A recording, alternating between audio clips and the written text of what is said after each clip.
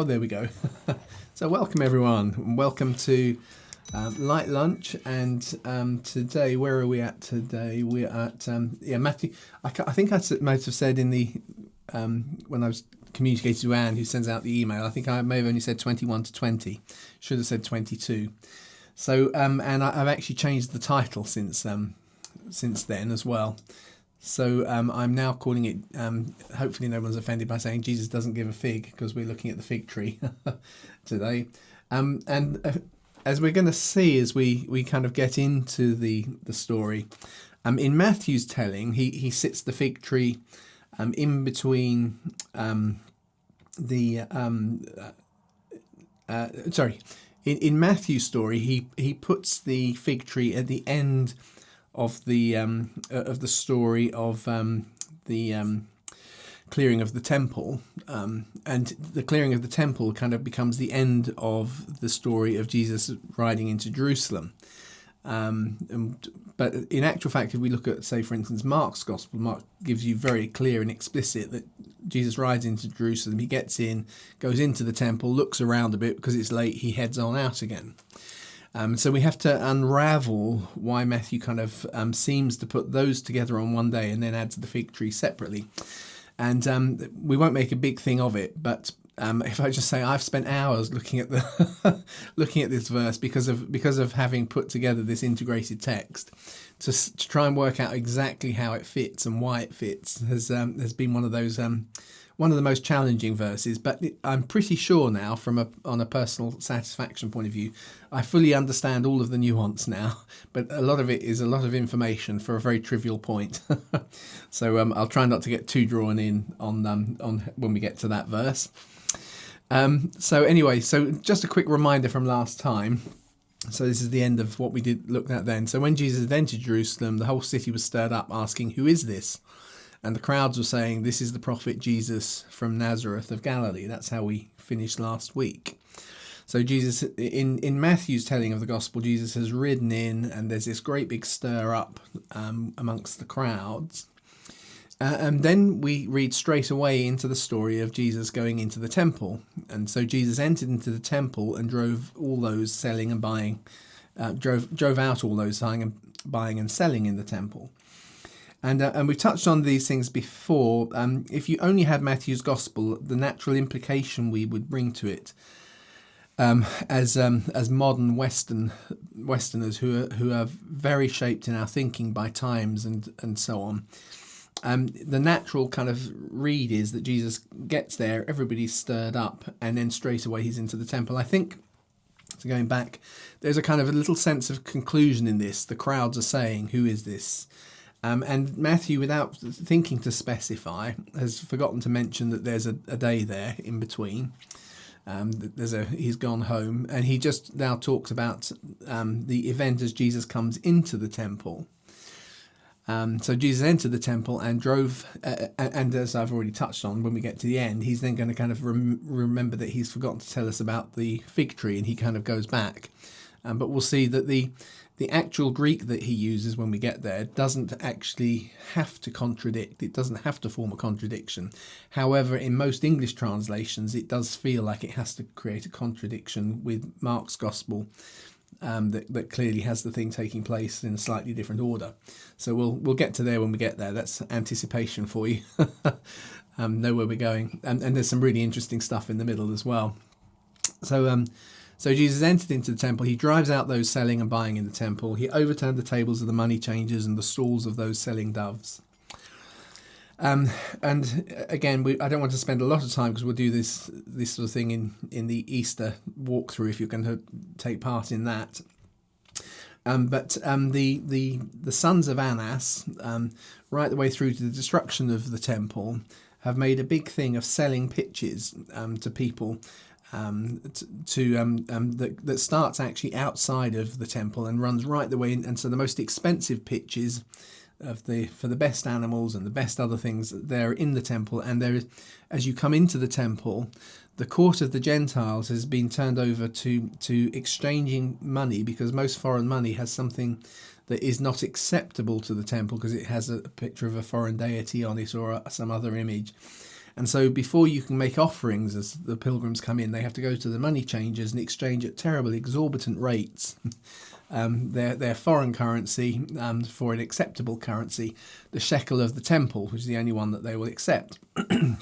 So it's a huge money-making spin-off system going on in the temple, run by the priests and by the priestly families. So the rabbis refer to it. Sorry, I'm just touching on my biscuit while I talk. You're going to watch me kind of chew away now. That was so thoughtless of me. Anyway, so Jesus, as we read about, it's the second time he's done this. He's done it at the beginning of his ministry. We read about that in John 4. But I don't see them as the same event like a lot of modern commentators do. It's the same. Jesus does the same thing, but the context is very different. The first time he does it, he feels like he's a hothead from Galilee, and they treat him as such. They the temple guard rough him up a bit and chuck him out of the temple. And he's only doing what we know in the rabbinic writings quite a lot of people have complained about. And so we actually know that because people complain about it, that the temple guards carry staves or sticks to kind of manage people who make a fuss at the Passover at the big feasts. They don't. So a lot of Jewish people do not like the money making process that's there in the temple. The difference here with this one is what's happened the day before. So the day before, Jesus has got this enormous crowd of people who are fully expectant on who he is, and now they're looking at him to see what he's going to do. And he, for the second time in his life, he turns over the tables of the money changers. But now he has to be listened to because there's a crowd there. There's a kind of a clash and a conflict. I think the fact that Jesus does this twice illustrates in many ways the way he's come to encompass the symbol of the temple in his own life and ministry. He becomes the example of God's presence amongst his people. So he then declares, it's written, my house shall be called a house of prayer, but you have made it a den of robbers. Now, notice here Jesus doesn't say exactly where it's written, because what he's actually done is he's drawn two images together, two different verses, one from Isaiah. I'm not getting it the right way around. We'll see in a minute. I've got them. One from Isaiah, one from Jeremiah. But you've made it a den of robbers. I think den of robbers is in the Jeremiah one, yeah. And the other one's Isaiah. So he's drawn two kind of key prophetic voices together. But his actions and the things he's just done, both on the day before, on the Sunday, when Jesus is ridden in on the donkey, as we looked at it last week,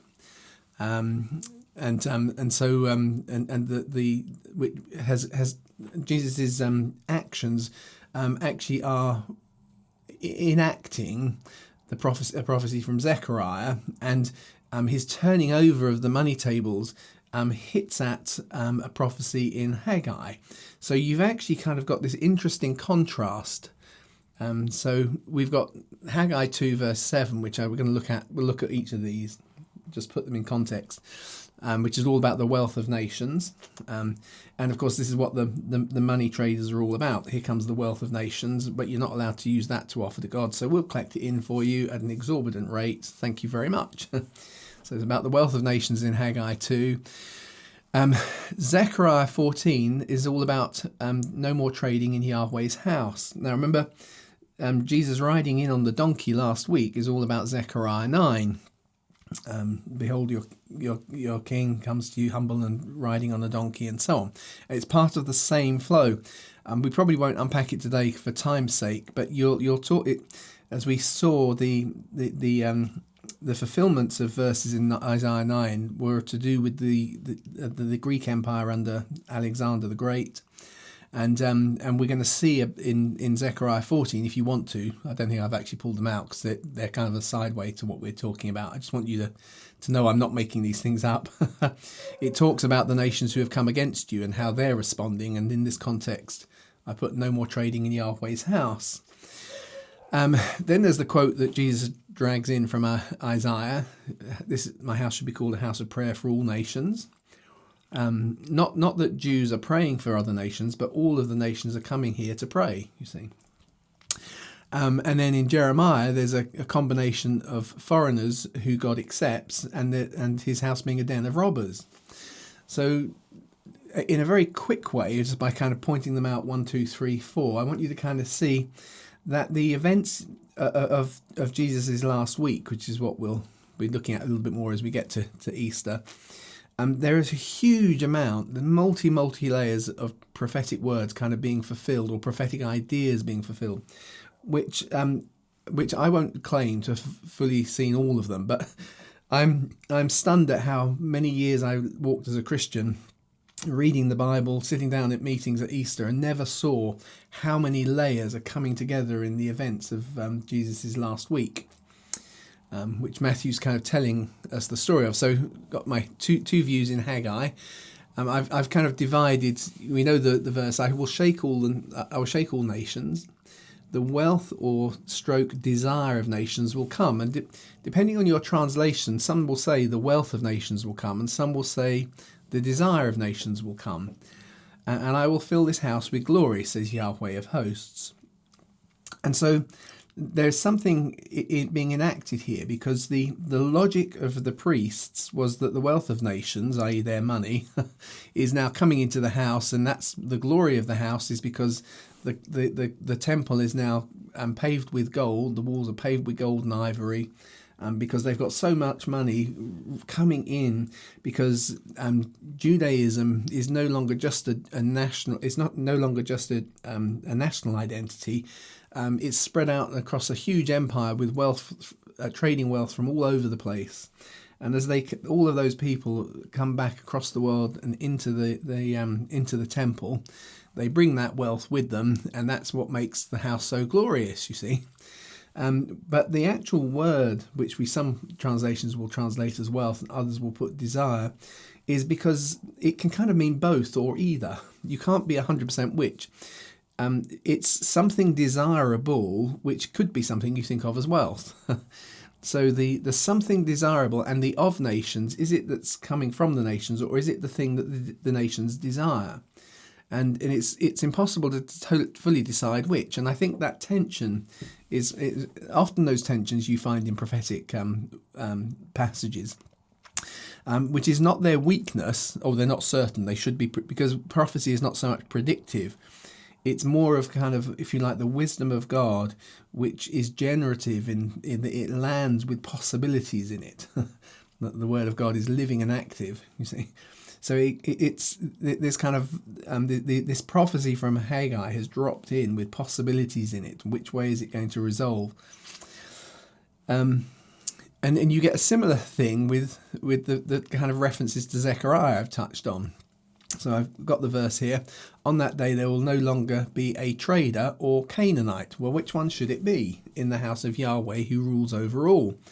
So if you look up, this is the Strong's definition. I've copied it exactly, made no changes to it, just put the colouring on it. So the actual word here in Zechariah is they call it apatrial, i.e. it's a word that means something based on where it came from. So it's actually a Canaanite. It's someone who inhabits Canaan, but it's used at various places in the Old Testament to mean a peddler or a trader, because the Canaanites, they were the people they lived amongst and who did all the trading, you see. So you can see at the bottom there of Strong's definition, Canaanite merchant or trafficker. And again, if you depending on which word you put in, you see something going on here. There should no longer be a trader in the house of God. Well, where are the traders? They're in the court of the Gentiles. Who should the court of Gentiles be for? Well, it should be for all those foreigners like those Canaanites, you see. And as we saw last week, that is part of the context of the prophecy about behold your king coming humble and on a donkey was actually Alexander coming into the temple, but riding on a horse, having come with military army. And then, as we touched on last week, but we didn't look at the exact verses, if you put that together with John's account, we actually read that there are Greeks that Jesus has met in the journey into Jerusalem.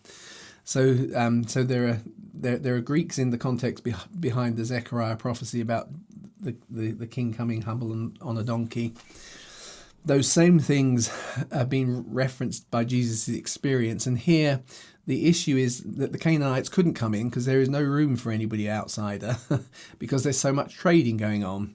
So this, again, you've got this kind of lovely kind of double play, living word, this tension in the prophecy from Zechariah. But technically, neither Haggai nor Zechariah are the verses or the prophets that Jesus quotes directly from, but they are 100% being modelled out by the actions of the previous day and today. And as we'll see, there's kind of they make sense then of the fig tree incident that comes at the end of this day in Matthew. Although as you put the pieces together, you can see it's more naturally it fits in across the 2 days. But we'll come to that, as I said. Yeah. So it will happen. Yes. So it will happen. This is more in Zechariah 14 now, verse 16. So that's a few verses before the one we just looked at. So a few verses before it said it will happen that everyone who's left of all the nations that came against Jerusalem, which of course were the Greeks in the context of Zechariah, will go up from year to year to worship the king. In other words, Zechariah is prophesying a time where Israel's king comes in opposite and contrast to the Gentile king who's been prophesied, who's going to come up against Jerusalem in Zechariah, which is, of course, Alexander the Great, the Greeks. And now it's saying, and there will come a time when all of those people who came up against them in war are going to come up to worship. And at that point, playing out here, there shouldn't be any traders in the house of God. You see I'm doing it rather. Oh, there we go. There's a nice little image of that's Alexander the Great on his horse, kind of riding in against Jerusalem. So you see how richly layered the passages are, because I'm doing it at rather high speed. There are lots of things, even when we do this slowly with the living the last week kind of approach, walking through the Easter story.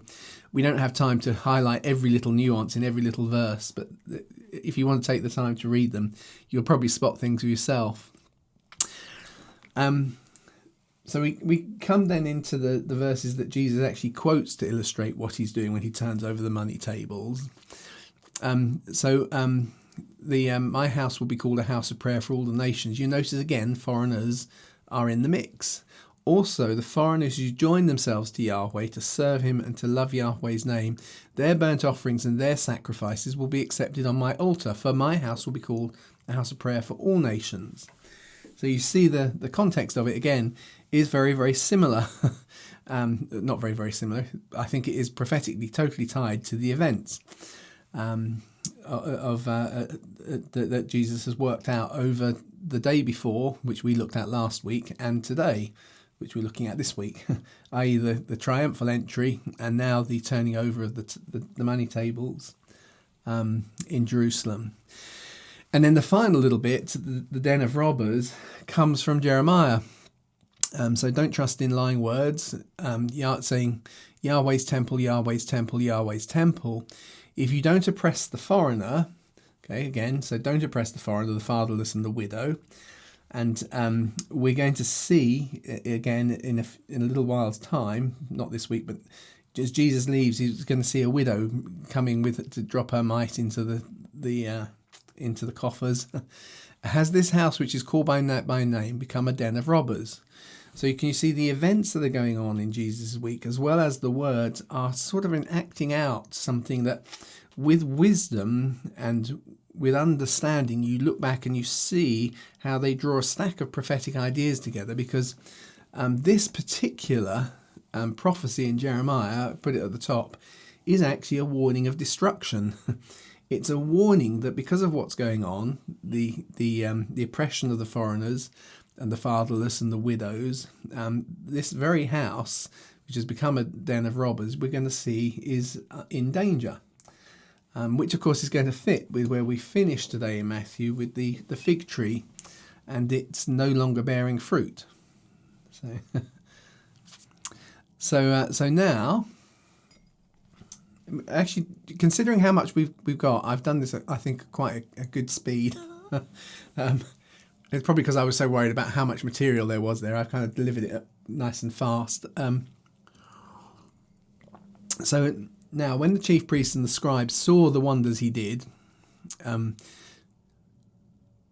yes, that's right. If we go way back, quite a few slides, you remember at the end of the first slide, it talked about them bringing the lame and the blind to him. So we've then taken a little thing, so we have to remind ourselves. So the wonders of the lame and the blind are being healed. So when the chief priests and the scribes saw the wonders that he did, and the children shrieking in the temple and exclaiming, "Hosanna to the Son of David," they were indignant. And they said to him, "Do you hear what they're saying?" And Jesus said to them, "Yeah. Haven't you ever read, out of the mouths of babes and toddlers, you have perfected your own praise?" I've joined the words together, perfected your own praise. Often they're just translated as perfected praise for yourself. But actually, I kind of like that. It is all just one Greek word, and it's kind of in the way it's grammatically set up. It's kind of completed your own this for your own sake.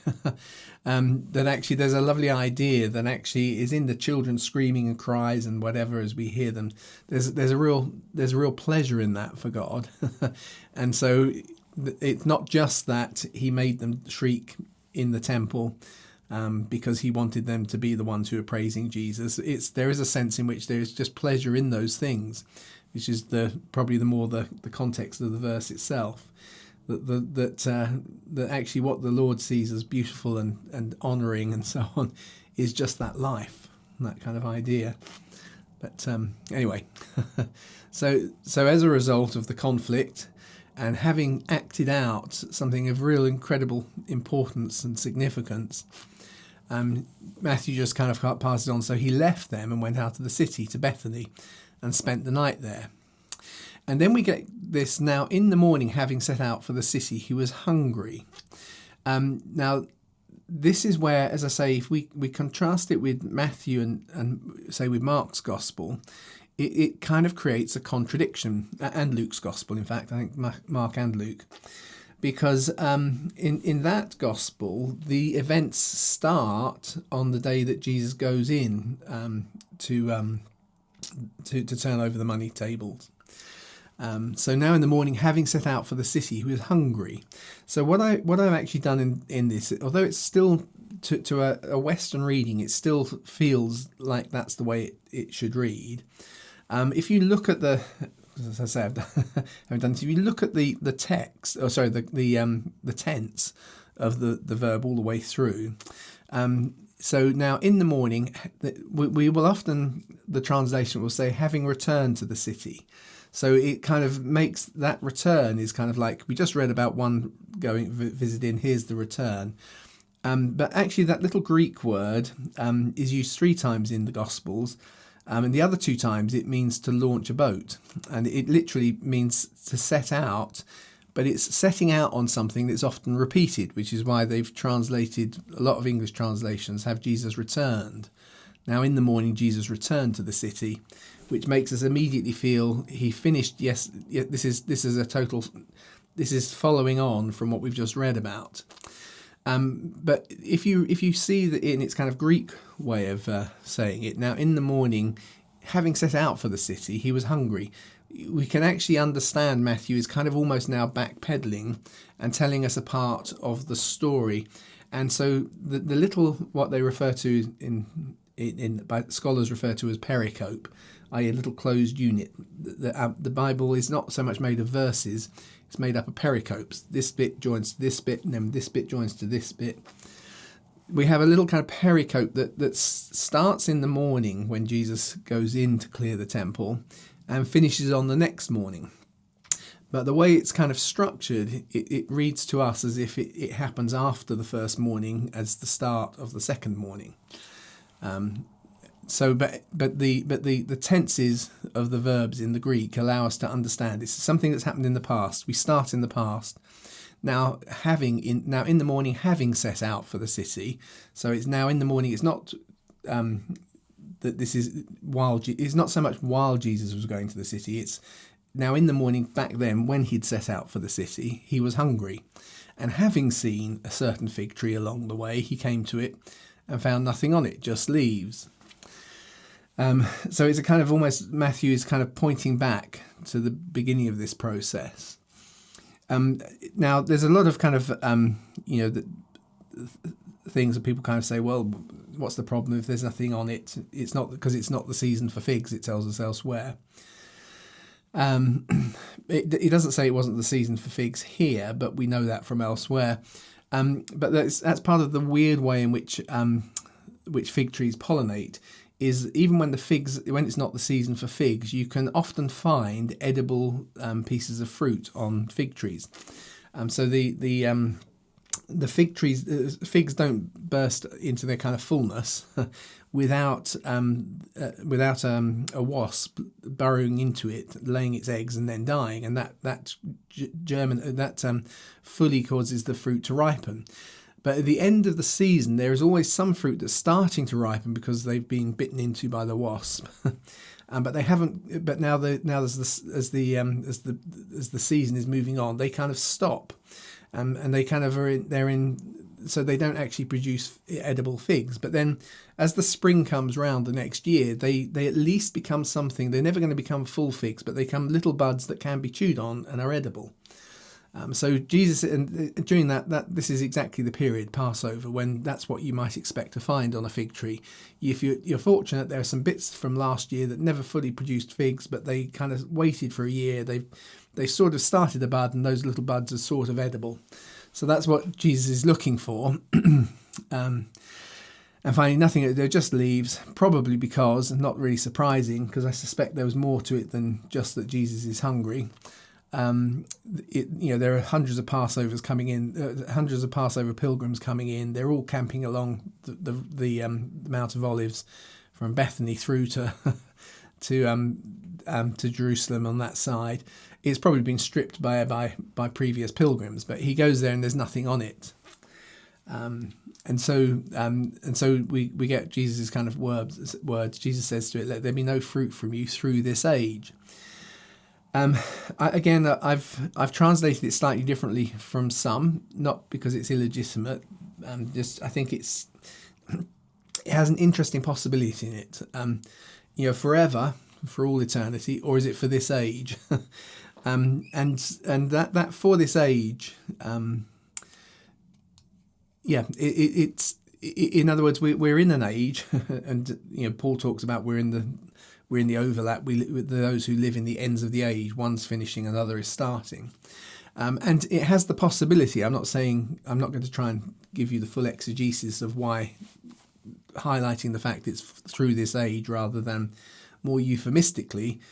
So that little phrase can mean forever. Through this age is, i.e., forever and ever and ever for going on.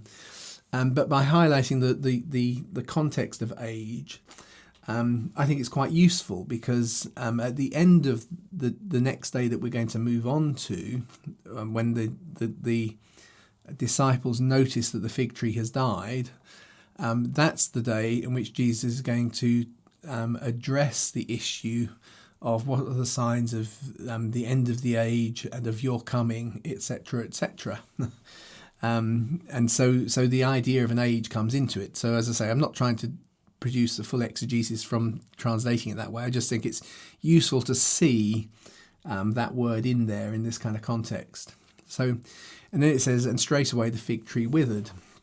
Now again, in our kind of the perspective of a reader, and we tend to want to concertina everything up, we see the little word that I've translated there, straight away. Some say forthwith, some translations say immediately.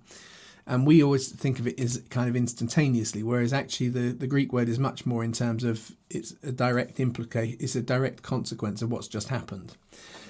In other words, it's not that Jesus said that one day and then 10 years later the fig tree died, that something starts straight away.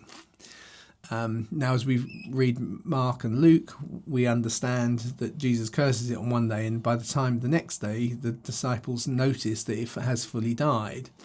And so then we get the words which we now read in Matthew.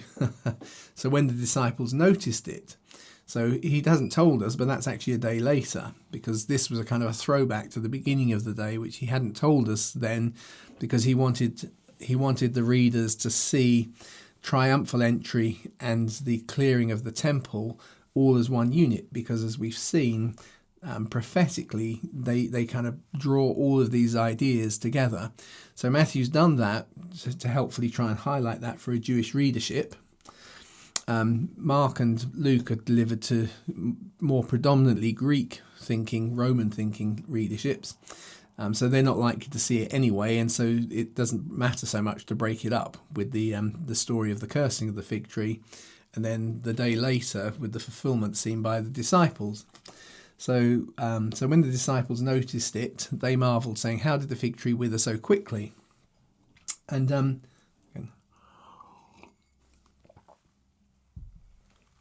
so at this point, Jesus answers them in a way which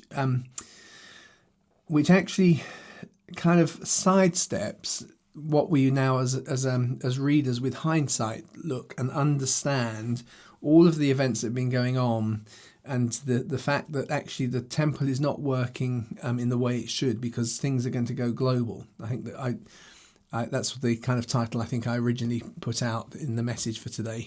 The gospel goes global.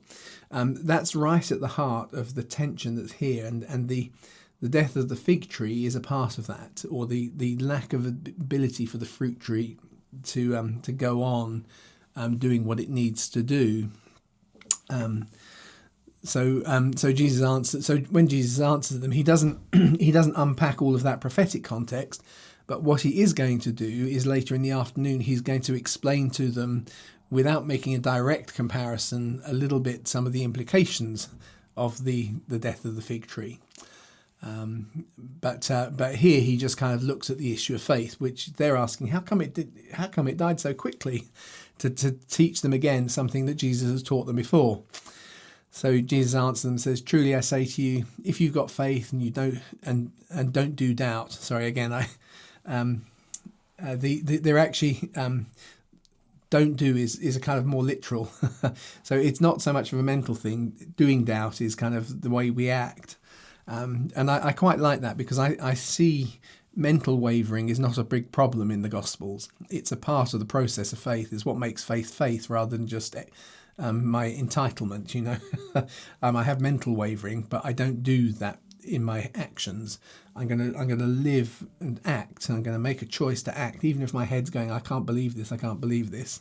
That the way Jesus kind of highlights to them, he takes that lesson again. If you've got faith and you don't do it out, you'll not only do fig tree stuff. Again, sorry, comment on the way I've translated it.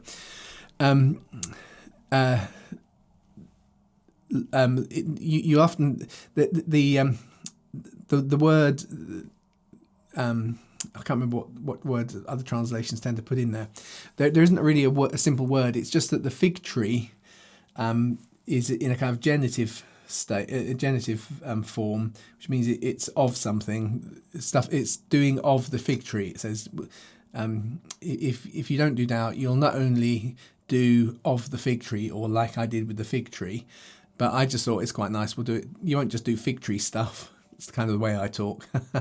But even if you told this mount, and again, I've contracted the word mountain to mount, because I think Jesus is there on the Mount of Olives. So here we are on the Mount of Olives. Here's the fig tree. Here's the mount underneath. Be taken away and thrown into the sea. It will come to pass. And again, it doesn't necessarily at this point say immediately, but there is a certainty that he's trying to give his disciples in terms of an expectation for how God is going to use them going forward. So by addressing that, he re-emphasizes something to them very visually, because they've seen the immediacy of what happened to the fig tree, to remind them of they need to walk by faith. They need to not give too much space to them acting out of doubt. Even if they've got mental waverings, they've got to push forward with that kind of faith. And he's illustrated it, that so it tells you the man be taken away and thrown into the sea, and it will come to pass. Again, another tiny little interesting kind of tie back is back in Zechariah 9, when it was prophesying the king coming into Jerusalem. It talked about the king who had gone to Tyre and thrown its wealth into the sea. So whether there's been conversations going on about that, I don't know. It's just worth kind of noticing that taking up this mountain and throwing it into the sea is part of the prophetic context. All of the wealth of Tyre is getting thrown into the sea in Zechariah 9. But all things, as much as you might ask in prayer, believing, you will receive. And that's how we're going to finish today. So Jesus, as I say, I think, in one sense, deliberately sidesteps an issue here, but he's going to address it later, which is the real meaning of the fig tree, of course, is actually to do with the loss of primacy of Jerusalem and the temple in terms of the presence of God, because the presence of God is going to go out like in the days of the Jewish diaspora with his people. So it goes to all nations, not to exclude the Jews, but actually we're moving into a new age. We're moving into a new place. So for this age, people aren't going to get fruit from coming to a special place and doing special sacrifices. So those are my... Oh, look, got just after 22. I think it's been a good passage myself. Oh dear, I've just noticed at the top it says Matthew 20 to 19. I didn't amend that one to have the right verses. But does anyone want to ask anything or make any comments today?